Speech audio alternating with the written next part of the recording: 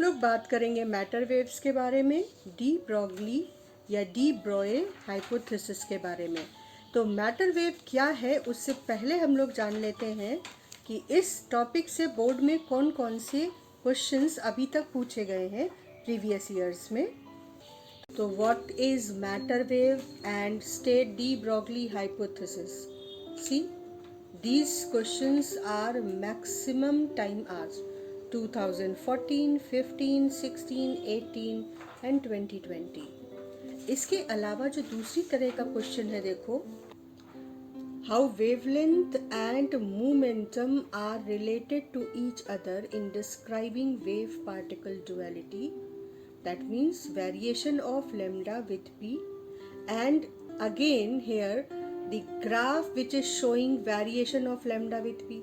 The two type of questions with different language but the same questions, and just look at the years they are asked: 13, 14, 15, 99, and from 2-3 years. If this question is not asked, you can understand that this question is very very important and expected for 2021.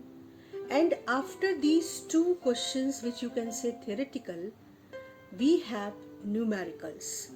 And numericals, just look at the trend. An electron and proton both are having same kinetic energy. Which one has greater de Broglie wavelength? If kinetic energy of electron is E and wavelength is lambda, what will be wavelength associated with electron if kinetic energy is 4 times E? हम लोग पीछे से पढ़ कर आ रहे हैं कि interference, diffraction, ये फिनोमेना हाइगन्स ने लाइट को वेव मानकर हाइगन्स वेव थ्योरी से अच्छे से एक्सप्लेन किया। लेकिन साथ में parallel to the explanation Maxwell's electromagnetic theory, Huygens wave theory, इन सब के पैरेलल में फोटो इलेक्ट्रिक इफेक्ट बीच में आया, जिसको एक्सप्लेन करने के लिए आइंस्टीन को प्लैंक्स की क्वांटम थ्योरी को यूज करना पड़ा। और इस तरीके से एक और बहस चलने लगी कि लाइट इन जगहों पर, जैसे Compton scattering, photo electric effect, इन जगहों पर लाइट ऐसे बिहेव कर रही है जैसे कि कोई पार्टिकल बिहेव करता। और उसके बाद ये बात स्टैब्लिश हुई कि light is stream of quantum mechanical particle, it's not Newtonian particle. ये पार्टिकल बिहेवियर यानी मोमेंटम ट्रांसफर करता है, लेकिन ये कैसा पार्टिकल है? Quantum mechanical particle. अब साथ में एक और खास बात हुई। 1913 में बोर ने अपना एटॉमिक मॉडल प्रपोज किया, हाइड्रोजन एटॉमिक मॉडल, है ना। अब उसमें उन्होंने एक कॉन्सेप्ट यूज किया था जो रदरफोर्ड मॉडल से अलग था, स्टेबल ऑर्बिट्स का कॉन्सेप्ट। क्या था वो कॉन्सेप्ट? कि those orbits in which electron revolve without emitting electromagnetic radiations, वो ऑर्बिट्स स्टेबल ऑर्बिट है। और ये कैसे ऑर्बिट है? जिनमें angular momentum of electron is integral multiple of h/2π। ठीक, डी ब्रॉय ने इस स्टेबल ऑर्बिट के कॉन्सेप्ट को समझने की कोशिश की। उन्होंने कोशिश की कि भाई क्यों इलेक्ट्रॉन इन ऑर्बिट्स में जब रिवॉल्व करता है तो इलेक्ट्रोमैग्नेटिक रेडिएशन नहीं एमिट करता है, जो कि मैक्सवेल की इलेक्ट्रोमैग्नेटिक थ्योरी कहती थी कि करना चाहिए। इलेक्ट्रॉन अगर रिवॉल्व करेगा सर्कुलर ऑर्बिट में, इलिप्टिकल ऑर्बिट में, तो ये चार्ज का एक्सेलरेटेड मोशन है। और मैक्सवेल थ्योरी कहती थी कि अगर चार्ज एक्सेलरेट होता है तो वो इलेक्ट्रोमैग्नेटिक रेडिएशन एमिट करता है। तो डी ब्रॉय ने सोचा कि if electron behave like a wave, then electron wave can be thought of as standing wave in such orbits। 11th में स्टैंडिंग वेव का कॉन्सेप्ट पढ़ा है हम लोगों ने। तो डी ब्रॉय ने कैसे कहा कि वो स्टैंडिंग वेव की तरह, इलेक्ट्रॉन अगर वेव की तरह बिहेव करे तो स्टेबल ऑर्बिट्स में जो इलेक्ट्रॉन की वेव है ना, वो स्टैंडिंग वेव होगी। और उससे उन्होंने स्टेबल ऑर्बिट्स के कॉन्सेप्ट को रिलेट किया। 1924 में D Broglie proposed that matter can also exhibit wave like nature, और उन्होंने कहा कि actually matter and wave are manifestation of same common substance, there is no distinction between matter and wave. तो अब matter wave या particle behavior of wave या wave behavior of matter, इन दोनों को डी ब्रॉय ने एक जगह पर लाकर जोड़ दिया और उन्होंने क्या कहा, at times classical wave get quantized. Classical wave जो कि क्लासिकली न्यूटन मैकेनिक्स के समय जिसको हम वेव कहते थे जैसे लाइट, वो क्वांटाइज्ड बिहेवियर एक्सप्रेस करती है और क्वांटम बिहेवियर या क्वांटम मैकेनिकल पार्टिकल की तरह या उसके स्ट्रीम की तरह बिहेव करती है. तो सिमिलरली समटाइम्स क्लासिकल और Newtonian particle like electron behaves as quantum waves and it is called matter wave. तो यहाँ पर हमारे मैटर वेव की डेफिनेशन आ गई. हम कैसे इसको लिखेंगे अपने बोर्ड के एग्जाम में, that sometimes न्यूटोनियन और classical particle behave as quantum waves and these waves are called matter waves. तो अब उन्होंने समराइज किया अपनी बात को डी ब्रॉय ने और क्या कहा, उन्होंने कहा कि मोमेंटम h अपॉन लेमडा, ये कहाँ से आया था, ये आया था क्वांटम बिहेवियर के साथ. तो momentum h upon lambda is a universal relation. It holds for waves जिनकी वेवलेंथ कैरेक्टरिस्टिक होती है, as well as it holds for matter. So he said that quantum behavior of light gives us a hint that particle can also behave like quantum wave, and the wave attached with a moving particle or the quantum wave or the matter wave will have relation moving particles momentum is equal to h by lambda, where lambda is wavelength of quantum wave or matter wave. कुछ बात समझ में आई तुमको कि photo electric effect, Compton scattering ने क्या prove किया कि पार्टिकल नेचर है वेव का कई जगह पर, तभी हम उस फिनोमिना को एक्सप्लेन कर पाए. लेकिन मैक्सवेल थ्योरी ने, हाइगन्स वेव थ्योरी ने बहुत अच्छी तरह से एक्सप्लेन किया था इंटरफेरेंस को, डिफ्रैक्शन को, रिफ्रैक्शन को ये मानते हुए कि लाइट वेव है. तो डी ब्रॉय ने एक हाइपोथेसिस, एक थ्योरी प्रपोज की और उन्होंने कहा कि सिमेट्री के हिसाब से पार्टिकल को भी वेव नेचर शो करना चाहिए. और उन्होंने इस पॉइंट्स का यूज करके, इलेक्ट्रॉन के वेव नेचर को यूज करके बाद में बोहर के सेकंड क्वांटाइजेशन कंडीशन को समझा और समझाया कि भाई क्यों इलेक्ट्रॉन रिवॉल्व करते हुए कोई इलेक्ट्रोमैग्नेटिक वेव एमिट क्यों नहीं करता, रेडिएशन एमिट क्यों नहीं करता. तो अब ये दोनों पॉइंट्स नोट कर लो. ये किसके आंसर्स हैं? ये आंसर्स है what is wave particle duality. Only thing is that momentum can be Newtonian momentum m into v and can be relativistic momentum mv under root 1 minus v square upon c square, where particle is moving with a very high velocity compared to speed of light. And energy and momentum, the relativistic expression of connecting energy and momentum is this. कि Einstein की relativity theory में एक particle जो बहुत high speed से move कर रहा है उसकी एनर्जी और मोमेंटम को रिलेट करने वाला रिलेशन है, जहाँ m नॉट क्या है, रेस्ट मास है. तो ये एक ऐसा रिलेशन है जो हमें पता भी होना चाहिए और याद भी होना चाहिए. और अब हम लोग आते हैं उन पॉइंट्स पर जो हमको न्यूमेरिकल सॉल्व करने में हेल्प करेंगे. तो अब हम न्यूमेरिकल्स के इम्पॉर्टेंट पॉइंट्स को समझें उससे पहले एक बहुत ही इंटरेस्टिंग बात क्या हुई कि 1927 में, देखो 1924 में डी ब्रॉय ने अपनी हाइपोथेसिस दी जिसमें उन्होंने कहा कि हमें लगता है कि पार्टिकल को भी वेव नेचर एग्जिबिट करना चाहिए, और इसका यूज भी उन्होंने किया बाद में बोर्स के सेकेंड क्वांटाइजेशन कंडीशन को समझने में। लेकिन फॉर्चुनेटली 1927 में डेविसन एंड जर्मन और थॉमसन, उन्होंने अलग अलग 2 एक्सपेरिमेंट किए, और उन्होंने देखा कि उस एक्सपेरिमेंट में इलेक्ट्रॉन ने कैसे बिहेव किया, जस्ट लाइक अ वेव। और इलेक्ट्रॉन के वेव नेचर को यूज करके ही इलेक्ट्रॉन माइक्रोस्कोप बना। तो जो उन्होंने कहा, वो जो डी ब्रॉय ने हाइपोथेसिस दी, वो 3 साल बाद ही प्रूव हो गया कि हाँ, मैटर भी वेव नेचर एग्जिबिट करता है। इलेक्ट्रॉन ने, जब इलेक्ट्रॉन बीम को एक सिंगल निकल क्रिस्टल पे डाला गया, तो instead of behaving like particle, उसने वेव की तरह बिहेव करते हुए डिफ्रैक्शन पैटर्न दिया।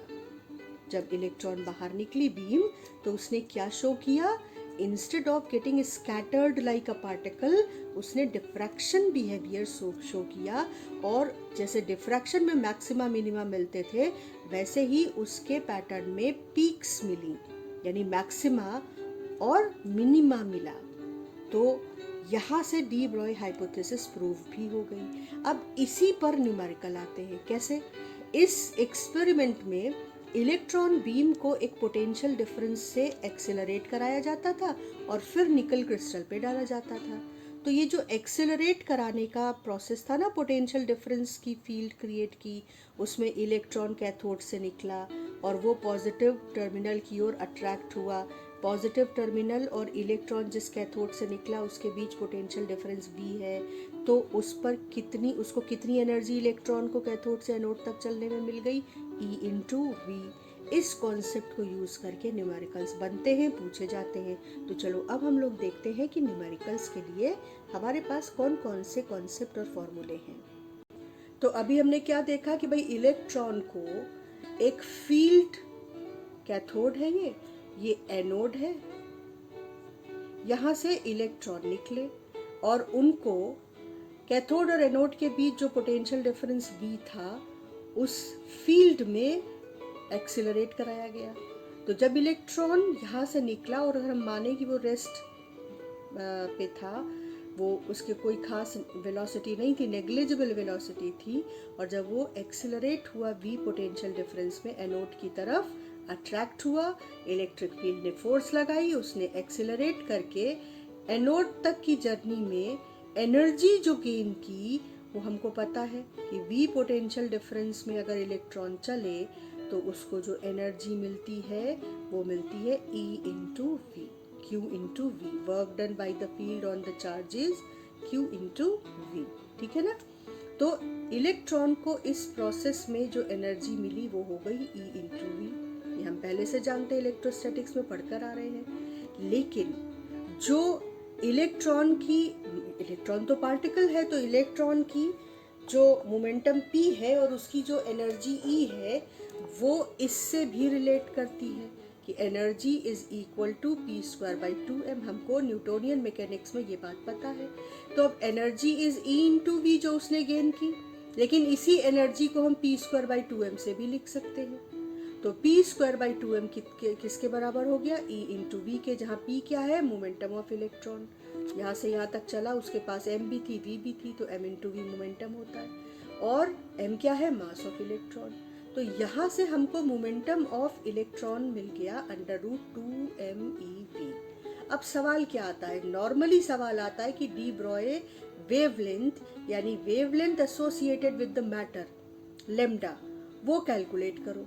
तो अब हमको तो पता है कि डी ब्रॉय ने क्या कहा था। डी ब्रॉय ने कहा था कि अगर p मोमेंटम का पार्टिकल हो तो उसके पास भी एक वेव होगी, वो भी वेव नेचर एग्जिबिट कर सकता है, और उस समय उसकी जो वेवलेंथ आएगी वो h/p रिलेशन से निकलेगी, जहाँ p उसका मोमेंटम है।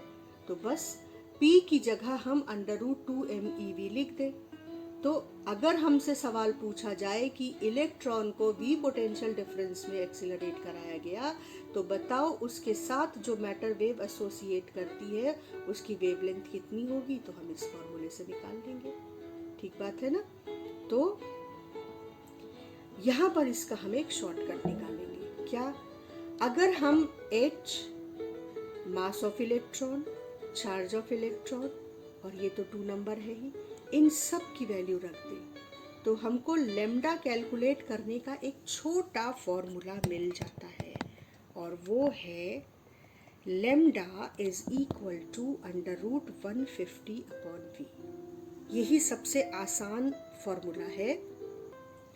वैसे तो हम इसको और सिंप्लीफाई करके 12.27/√V भी लिख सकते हैं, पर सबसे आसान यही फॉर्मूला है, एप्लीकेबल है कि lambda associated with an electron which is moving with some velocity and momentum of that electron P is √2mEV। तो इन सब कांस्टेंट्स की वैल्यू रखकर हमको wavelength associated with moving electron मिल जाएगी √150/V।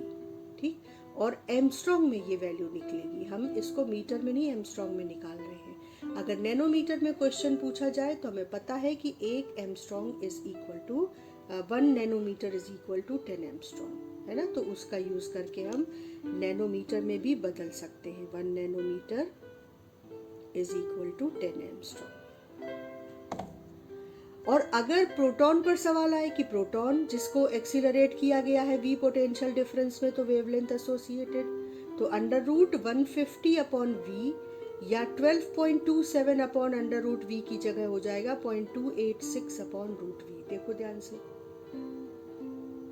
और अगर अल्फा पार्टिकल के लिए ही वेवलेंथ निकालनी हो, जो जिसका मोमेंटम P है, और वो मोमेंटम कैसे आया था, उसे V पोटेंशियल डिफरेंस में अल्फा पार्टिकल को एक्सेलरेट किया गया था, तो lambda associated with alpha particle हो जाएगा 0.101/√V। तो अब इन तीनों को तुम ध्यान से देखो। इलेक्ट्रॉन को V पोटेंशियल डिफरेंस में एक्सेलरेट कराया, प्रोटॉन को V पोटेंशियल डिफरेंस के फील्ड में एक्सेलरेट कराया, या अल्फा पार्टिकल को V पोटेंशियल डिफरेंस की फील्ड में एक्सेलरेट कराया। Wavelength associated with this, all the 3 particles will be this, this and this. अब ध्यान से देखो तुम, सबसे बड़ी वेवलेंथ इलेक्ट्रॉन के साथ एसोसिएटेड है, फिर प्रोटॉन के साथ, और फिर अल्फा पार्टिकल के साथ। यानी D Broglie wavelength of electron will B highest, longest, and it will B longer than wavelength associated with proton. It will be longer than wavelength associated with alpha particle if all the 3 particles are accelerated in the same potential difference field. तो हमको क्या समझ में आ रहा है कि जो particle जितना हल्का है उसके साथ एसोसिएटेड वेवलेंथ उतनी ज्यादा होगी। ठीक, तो ये सारे पॉइंट्स नोट करने वाले हैं। एक तो ये फॉर्मूला नोट करने वाला है, बहुत इंपॉर्टेंट फॉर्मूला है, हम बहुत ज़्यादा यूज़ करेंगे इस फॉर्मूले का अपने न्यूमेरिकल्स में। इसके अलावा हम ये पॉइंट भी नोट कर ले, ये हमें किसी भी एग्जाम में काम आ सकता है। वेवलेंथ, डी ब्रॉय वेवलेंथ और wavelength of matter wave associated with electron, proton and alpha particle, if they are accelerated in same potential difference field, then electron wave will be longest, an alpha particle wave associated with alpha particle, wavelength associated with alpha particle will be smallest. अब आ जाते हैं numericals पर। सबसे पहले देख लेते हैं कि लेम्डा और मोमेंटम P के बीच ग्राफ कैसा मिलता है। ये एक स्क्वायर कर्व है। ठीक, lambda is equal to H/P हमें पता है। तो lambda into P is equal to a constant H। तो हमेशा जब दो वेरिएबल्स का प्रोडक्ट कांस्टेंट होता है तो इस तरीके का रिलेशन, हमको इस तरीके का ग्राफ मिलता है। हमको याद होगा, हम लोगों ने 10th में भी पढ़ा था, m/a, मास और एक्सेलरेशन के बीच कांस्टेंट फोर्स के लिए ऐसा ही ग्राफ मिलता था, क्योंकि m/a कांस्टेंट हो जाता अगर फोर्स कांस्टेंट होता। ठीक है, तो ये इम्पॉर्टेंट सवाल है, पिछली बार यानी 2020 में नहीं पूछा गया है, तो इस बार ये क्वेश्चन बहुत बहुत एक्सपेक्टेड है। और इसके बाद अब हम लोग एक न्यूमेरिकल लेते हैं। नेक्स्ट क्वेश्चन 2005 का इक्वली इम्पॉर्टेंट है, प्रोबेबल है इस साल। Electron and proton possess same kinetic energy which one has greater D Broglie wavelength, ठीक है ना। तो अब हमको लेमडा की वैल्यू को एनर्जी के फॉर्म में लिखना पड़ेगा। इस बात को समझो कि जिस क्वेश्चन को पूछा है, वेवलेंथ को पूछा है और काइनेटिक एनर्जी को पूछा है, तो बेटा पहले हमको वेवलेंथ और काइनेटिक एनर्जी के बीच एक रिलेशन चाहिए। तो lambda is equal to H upon P, ये हमको पता है ना। तो P square is equal to twice M E. E क्या है? Kinetic energy. हमको पता है ना कि kinetic energy is equal to P square by 2m, तो पी स्क्वायर इज 2me। ये पी की वैल्यू यहां से उठाकर हम लेमडा के एक्सप्रेशन में रख देंगे, अंडर रूट ट्वाइस एम ई।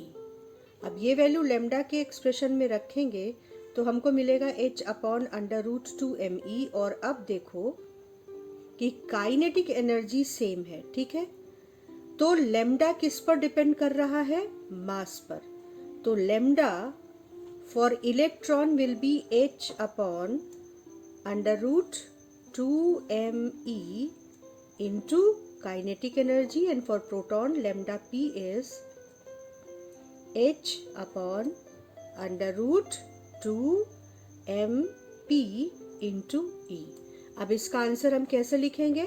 हमें पता है कि mass of electron is less than mass of proton, so according to the relation lambda of electron will be equal to will be greater than lambda for proton। तो यहाँ पर हम summarise कर लेंगे, चाहे काइनेटिक एनर्जी सेम हो या potential difference जिसके थ्रू ये इलेक्ट्रॉन, प्रोटॉन और अल्फा पार्टिकल्स एक्सेलरेट किए गए हैं, पोटेंशियल डिफरेंस सेम हो या काइनेटिक एनर्जी सेम हो, ये पोटेंशियल एनर्जी वाला केस हम पीछे देख कर आ रहे हैं। तो इलेक्ट्रॉन की wavelength associated matter de Broglie wavelength longest होगी, it will be greater than proton's wavelength and that will be greater than wavelength associated with alpha particle. Next question देखते हैं। अब 2010 का ये क्वेश्चन कितना इंपॉर्टेंट है। Kinetic energy of electron is E and corresponding wavelength is lambda, then if kinetic energy becomes 4e then what will be corresponding wavelength। तो अब हमारे पास एक फॉर्मूला रेडी है। अब ये फॉर्मूला हमको याद होना चाहिए, 2m काइनेटिक एनर्जी e। यहाँ पर साथ में रिकॉल कर लो जल्दी से, h अपॉन p की वैल्यू 2m और e की जगह EV हो जाएगा। अगर हमको एनर्जी की जगह दिया हो कि चार्ज, और इसको हम इलेक्ट्रॉन लिख रहे हैं अगर इलेक्ट्रॉन का केस है, लेकिन Q लिखेंगे अगर प्रोटॉन या जनरल अल्फा पार्टिकल हो, तो Q इंटू V हमने लिखा है एनर्जी की जगह। तो हम रिकॉल कर लें कि एक फॉर्मूला ये भी है काइनेटिक एनर्जी की जगह पर। तो क्वेश्चन क्या है कि अगर पहले एनर्जी E थी तो लेमडा था वेवलेंथ, अब मान लो कि वेवलेंथ हो जाए लेमडा डैश, तो h upon under root 2m और एनर्जी हो गई है 4e। तो इसको हम लिखेंगे कैसे अपनी कॉपी में? हम इस तरीके से लिखेंगे, initially lambda and e are related with this relation and finally energy becomes 4e, then lambda dash will be related with the energy in this form, and then always remember when this type of question is there and you have to find some quantity in the final case, तो हमेशा ratio निकालो lambda dash upon lambda, ठीक।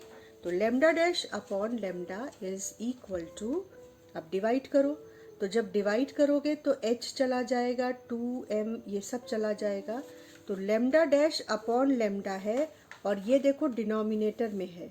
तो जब तुम इसको divide करोगे तो मैं लिख देती हूँ जिससे किसी भी बच्चे को एक कन्फ्यूज़न ना हो कि कैसे आया।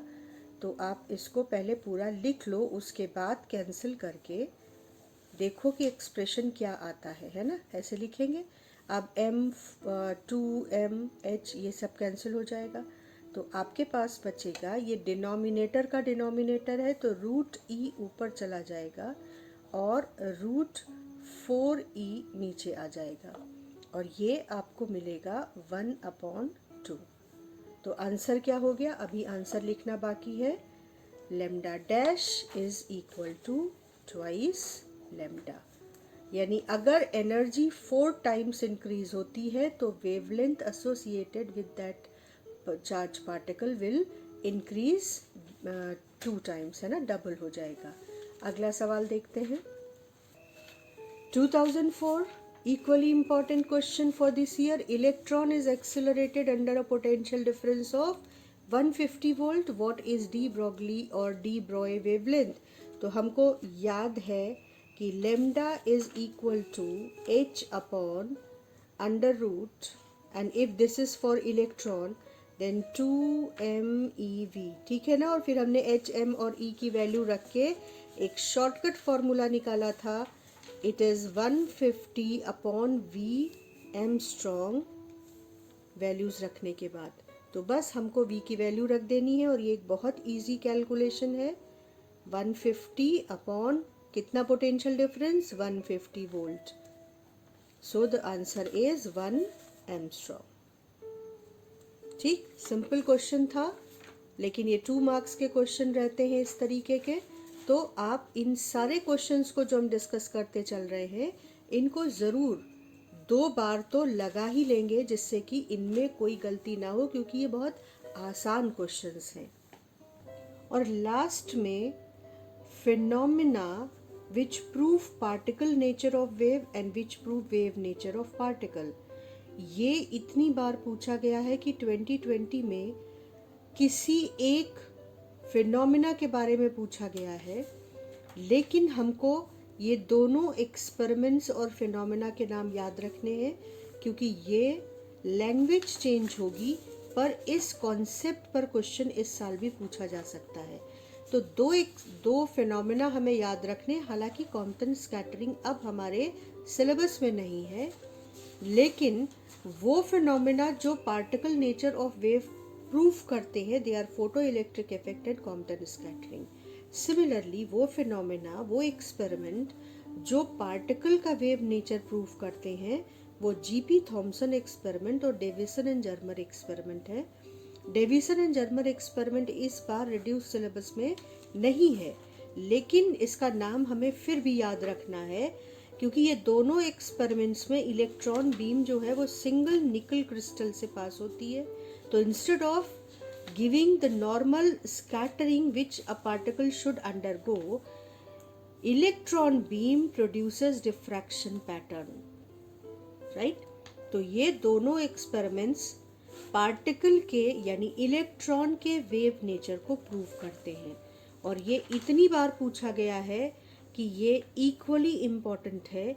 कोई एक फिनोमिना या इस पार्टिकल नेचर ऑफ वेव या वेव नेचर ऑफ पार्टिकल को शो करने वाले फिनोमिना के नाम के फॉर्म में इस तरह से पूछे, या फोटो इलेक्ट्रिक इफेक्ट का कंक्लूजन क्या है इस तरह से पूछे, लेकिन ये एक्सपेरिमेंट और फिनोमिना नाम याद रखना ज़रूरी है। Very much expected this year also. अब मॉडर्न फिजिक्स का क्योंकि एक बड़ा हिस्सा radio activity, mass energy, radio activity के अलावा जो रेडियो एक्टिविटी मास कर्व था, बहुत कुछ रिड्यूस सिलेबस में हटा दिया गया है। तो हम लोग मॉडर्न फिजिक्स के इस चैप्टर के बाद, इस टॉपिक के बाद सेमीकंडक्टर कंटिन्यू करेंगे। पहले सेमीकंडक्टर के एक्सपेक्टेड क्वेश्चंस देखेंगे प्रीवियस ईयर की एनालिसिस से, और उसके बाद फिर मॉडर्न फिजिक्स के उन छोटे छोटे 2-3 टॉपिक्स को देख लेंगे जो लास्ट में बचते हैं। तो नेक्स्ट क्लास में हम लोग सेमीकंडक्टर के अगले टॉपिक पर बात करेंगे।